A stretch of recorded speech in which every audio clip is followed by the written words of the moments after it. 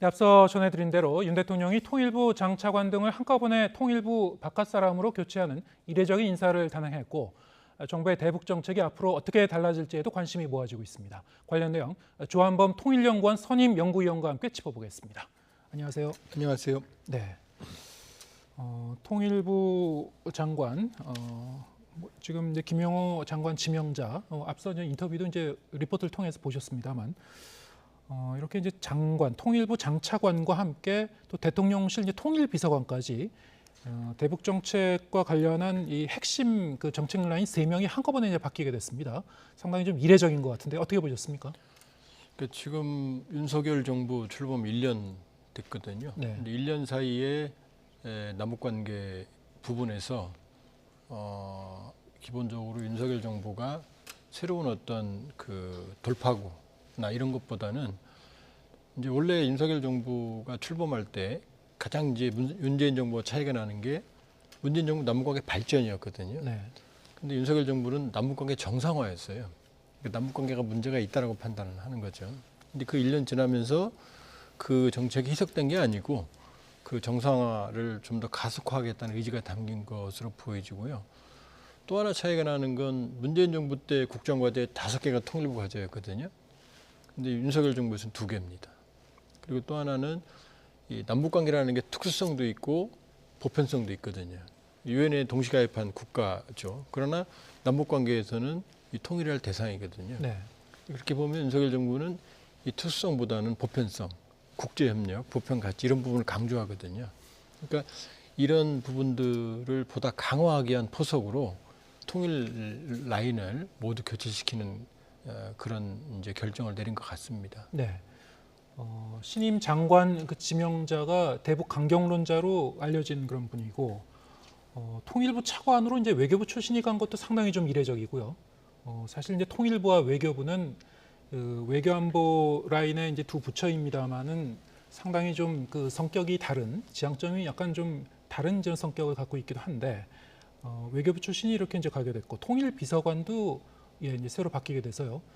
자, 이러면 통일부의 역할이 이 정책 기조가 앞으로 좀 어떻게 바뀔지 어떻게 예상하십니까? 그러니까 세 분 모두 통일부 내부 인사가 아니죠. 네, 통일비서관, 차관, 장관 모두 외부에서 온. 그러니까 장관은 학자, 그다음에 차관은 공무원, 그다음에 비서관도 역시 학자거든요. 그렇게 보면 기존의 통일부의 스탠스에 일정한 변화는 있을 것 같다. 물론 이제 이 통일부라는 명칭 자체가 바뀌지 않는 예, 상대가 있는 통일 협상이니까 구조는 바뀌지는 않겠죠. 구조적인 성격이.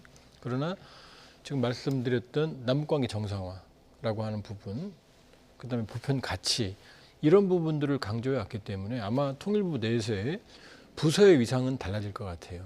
그러니까 남북관계를 주도하는 부서가 문재인 정부 때 우선적인 정책적인 우선성을 가졌다고 그러면은 이제 이런 인사를 봤을 때 또 윤석열 정부의 이 국정과제 기조를 봤을 때 예를 들면 이제 북한 인권 문제, 그다음에 통일 교육, 윤석열 정부가 말하는 보편 가치 통일 교육, 그다음에 탈북자 정책 이런 정책들이 사실은 남북 관계보다 더 우선될 가능성이 있죠. 그러니까 구조적인 특성은 변하지 않겠지만 그러나 정책의 우선순위는 상당 부분 바뀔 가능성이 있다 이렇게 볼 수 있죠. 네. 지금 이제 김영호 장관 지명자가 얘기하는 이제 가치와 원칙이라는 것의 이제 가치의 의미가 방금 말씀하신 이제 북한 인권 부분이 그 중에서 굉장히 큰 비중을 차지하는 것 같은데요. 지금 이 핵심 정책 라인이 3명 전부 다 북한 인권과 좀 관련이 있는 그런 분들, 뭐 연구를 통해서 북한 인권에 대해서 좀 관심을 가져왔다거나 외교관으로서도 이제 북한 인권에 대해서 이제 관심을 갖고 있었던 분. 자, 이렇게 되면은 그 통일부의 업무 자체도 그렇고 우리 정부의 대북 정책 기조 자체가 북한 내부의 인권 문제에 대해서 좀 더 부각시키고 이를테면 이제 대북 압박을 좀 강화하는 쪽으로 가게 될 것이라는 예상이 나오고 있는데 구체적으로 어떻게 달라질 것 같습니까? 일단 이제 인권 문제가 최근에 이제 부각이 되고 있죠. 사실은 이제 인권 문제는 보편 가치이기 때문에 예, 비단 통일부만의 문제는 아니죠. 그렇게 보면은 지금 북한 내 인권 침해 상황도 상당히 심각한 상황이고, 네. 그러니까 그동안 통일부 안에서 북한 인권 파트 부분은 사실은 애매한 부분이었거든요. 예, 보편 가치를 추구해야 되지만 또 상대가 있는 대화 대상이기 때문에 북한을 자극하지 않기 위해서 상당 부분 전략적 모호성을 유지하는 그런 측면이 있었거든요. 그렇게 본다 그러면 윤석열 정부는 인권 문제에서 전략적 명확성을 견지하겠다라는 입장이기 때문에 그러니까 북한의 반응과 관계없이 통일부 내에서의 인권과 관계된 정책이나 부서들의 기능은 강화될 것 같고요. 그리고 이제 이것과 역시 마찬가지 연장선상에서 탈북자 정책도 좀 더 적극적으로 공태적으로 강화되겠죠. 예. 그리고 이것과 또 연관돼서 이제 통일 교육이라고 하는 부분, 이제 윤석열 정부는 가치, 이제 그 장관 내정자도 가치과 원칙을 얘기했거든요.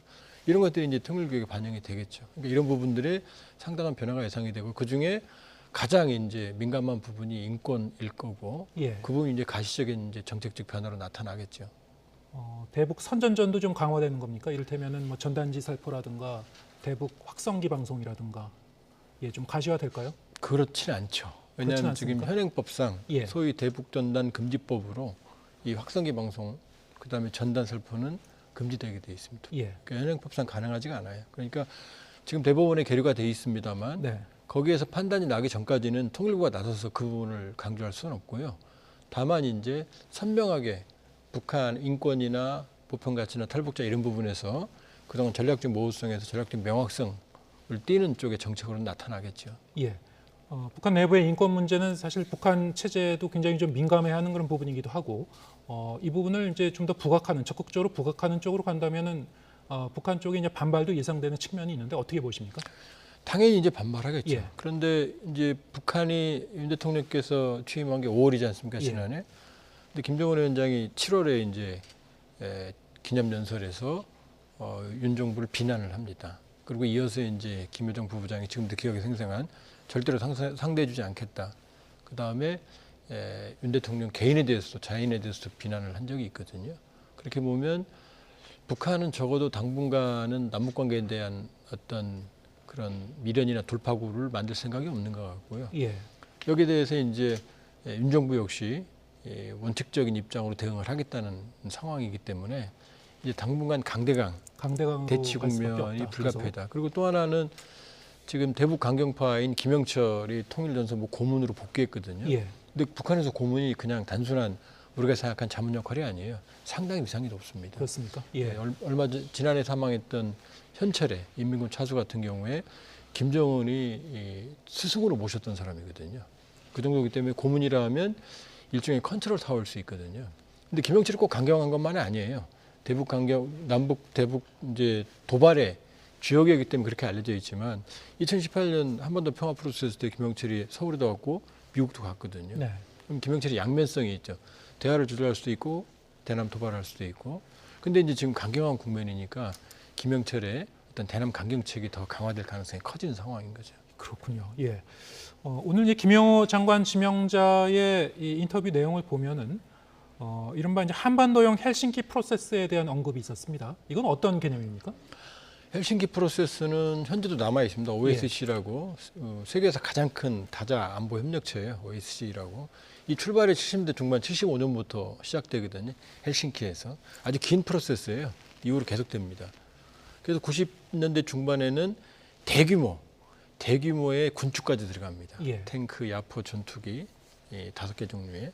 그러니까 상당히 성공한 모델인데 그때는 한반도하고 상황이 좀 달라요. 냉전 체제에서 나토와 바르샤바 조약기구 공산권, 그다음에 여기에 비동맹, 중립 3개 그룹이 있었거든요. 모두 35개 국가가 주권 보장, 전쟁 방지, 인권 보장 이 3가지 축을 의제로 다루는 장기적인 어떤 그 협력 모델이었거든요. 근데 이제 아마 그 장관 내정자께서 어떤 생각을 하는지 모르겠지만 이 동아시아는 좀 상황이 다르죠. 네. 일단 냉전 체제가 아니고 미중 간의 어떤 충돌이 완화되는 게 아니라 지금도 격화되는 상황이 있거든요. 예. 그렇게 본다고 그러면 아마 지금 말씀하시는 게 북핵, 경제, 인권 이 3축을 말했거든요. 네.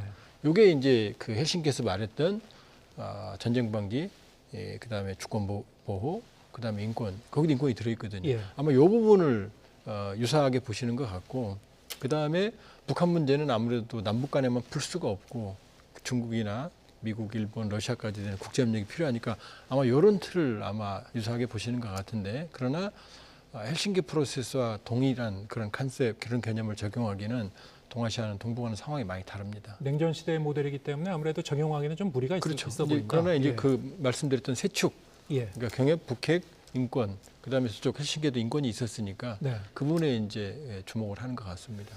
남북 관계가 이제 강대강으로 이제 계속 이제 치달을 것 같다 말씀하셨는데 최근 북한이 이 노동신문을 통해서 발표한 좀 내용이 있었습니다. 한반도 정세가 한미의 대북 적대적 정책 때문에 6.25 전쟁 당시를 방불케 하고 있다고 이제 이렇게 주장을 했는데 물론 이제 북한의 주장이긴 합니다만 이게 6.25 전쟁 당시를 방불케 한다. 뭐 임계점에 이제 다다르고 있다. 뭐 이런 표현이 들어가 있어서요. 이건 어떻게 봐야 됩니까? 북한 매체나 방송을 보면 사실은 거의 매일 나오는 얘기입니다. 예. 그러니까 특별한 건 없고요. 지금 이제 6.25가 껴 있는 그런 달이고 다음 달은 이제 전승절이기 때문에 그런 부분이 좀 더 빈도가 많아지는 거고요. 근데 좀 미묘한 차이를 본다고 그러면은 작년 10월에는 속초 앞바다, 11월에는 속초 앞바다에 미사일을 발사했었죠. 네. 그다음에 수백 대 항공기를 띄웠죠. 그다음에 전략 순항 미사일을 울산 앞바다에 2발을 쐈다고 확인은 안 됐습니다만 한미의 대응에 대해서 거의 매일 12월 26일에는 무인기까지 침투시켰거든요. 수도권에.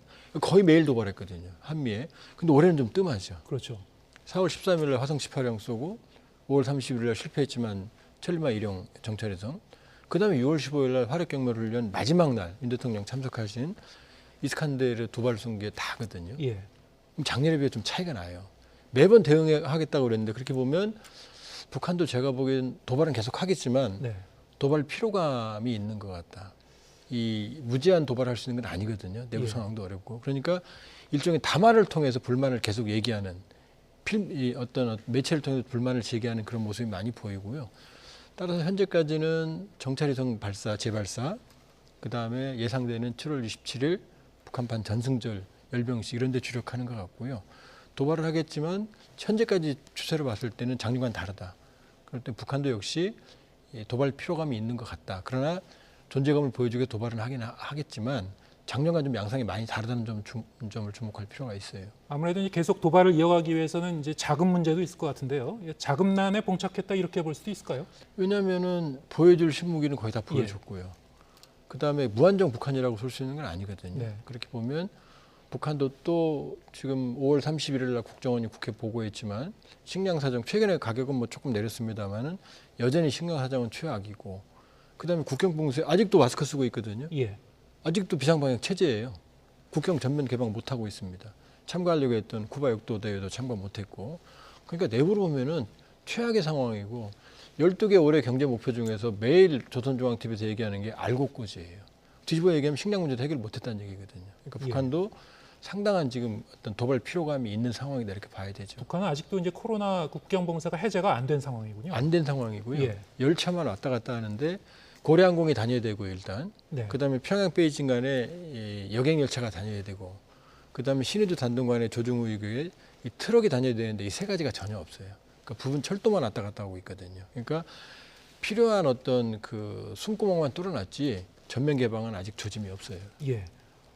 미사일 발사 움직임과 관련해서 이제 군사 정찰 위성 그 재발사가 언제쯤 이루어질지 이게 이제 좀 관심사이긴 한데 최근에 이제 북한 동창리 서해 위성 발사장 그곳에 이제 새 발사대에서 어떤 새로운 물체가 포착됐다 이런 그 소식이 있었습니다. 뭐 하얀 물체가 이제 포착됐다고 하는데 이건 어떻게 보셨습니까? 지금 계속 움직임은 있어요. 예. 그리고 이제 북한이 위성 발사 실패했을 때 2시간 반 만에 북한 국가우주개발국이 이렇게 얘기했거든요. 이 2단 로켓 점화에 실패했고 연료계통에 문제가 있었다. 벌써 2가지거든요. 네. 벌써. 그리고 여러 부분 시험들을 거쳐서 가능한 빠른 시간에 발사하겠다 그랬는데 그 얘기는 여러 부분 시험들을 안 했다는 얘기예요. 그동안 생략했다는 얘기예요. 그리고 그 당시에도 20일 정도 이상 걸리는 발사 준비를 3일 만에 했거든요. 그다음에 발사할 때 보면 겐트리 타워라고 이 타워가 없어요. 그냥 이 로켓만 서 있습니다. 네. 그럼 어떤 문제가 발생을 하냐면 이 90도 각도, 이 수직으로 이 정찰위성을 세우는 게 매우 중요한데 이 겐트리 타워가 없으면 그 각도 조정을 하기 어려워요. 그다음에 이 겐트리 타워에서 보면은 타워에서 위성 발사 보면은 이렇게 여러 선이 이렇게 로켓에 연결돼 있죠. 네. 그게 센서입니다. 예. 그걸 측정을 해서 지금 이 발사체 위성의 상태를 알아야 되는데 지금 그 겐트리 타워가 없이 그냥 쐈거든요.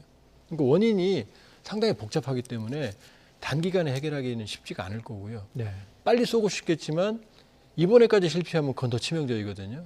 그러니까 빨리 쏴야 된다는 부담감, 그다음에 성공해야 되는 부담감, 이게 두 개가 교차되고 있고, 며칠 전 노동신문에서 과학자들이 자기 능력을 초월하는 초인적인 힘, 초인적인 능력을 발휘하라, 그런 기사도 나왔거든요. 그러니까 아주 상당히 압박감에 지금 휩싸여 있을 텐데, 그러나 인공위성은 일반적인 어떤 무기 체계와 다르기 때문에, 고도의 정밀성이기 때문에 그렇게 뚝딱뚝딱 결함을 해결하기가 어려워요. 우리도 나로 쏠 때 1차 쏘고 마지막 발사할 때까지 3년이 넘게 걸렸어요. 예. 상당한 좀 시간이 소요될 가능성이 잘못하면 있다. 꽤 예. 걸릴 수도 있어요. 이런 상황에서 이런 소식도 있었습니다. 현정은 현대그룹 회장 여름에 8월에 이제 방북을 추진하고 있다. 고 정몽원 회장 20주기에 맞춰서 이제 이렇게 추진하고 하고 있다고는 하는데요.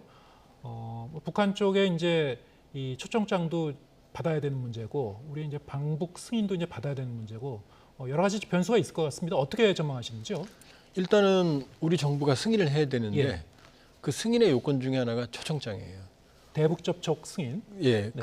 왜냐하면 뭔가 있어야 승인을 할 거 아니에요. 예. 초청장을 먼저 받고 신청하는 겁니다. 원래는 그게 있어야죠. 예. 왜냐하면 일반적인 국가는 비자를 받죠. 네. 근데 남북 관계가 아니니까 그 초청장이 비자 역할을 합니다. 예. 그러니까 이제 비자가 없으면 못 가는 거죠.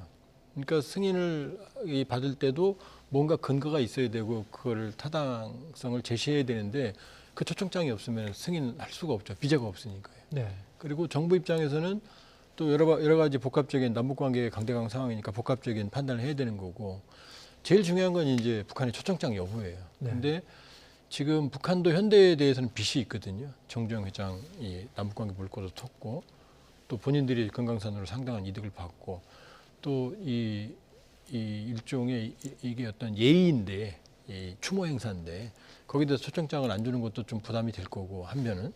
그러나 또 이 상황에서 남북관계 강대강 국면에서 초청장을 주는 것도 부담일 거거든요. 그러니까 북한도 고민일 겁니다. 우리 정부도 고민일 거고. 김정은 위원장도 그렇게 생각할지는 잘 모르겠는데요. 금강산 시설, 남쪽 시설은 이제 철거를 하고 북쪽 시설도 이제 철거하는 움직임이 포착됐다고 하고요. 이런 상황에서도 김정은 위원장이 이 현대그룹에 대해서는 어떤 마음의 빚을 느낄까요? 어떻게 보십니까? 왜냐하면 마음의 빚도 있지만 네. 또 하나는 뭐 전략도 있어요. 왜냐하면은 원산 금강산 국제 관광 개발 계획은 예. 이미 오래전부터 있어 왔어요. 6개 지구입니다. 그 중에 하나 금강산이 들어있거든요. 뭐 서광사지구, 올림폭포지구, 마식령, 뭐 원산 갈마 해양관광지구, 통천, 이렇게 6개 돼 있거든요.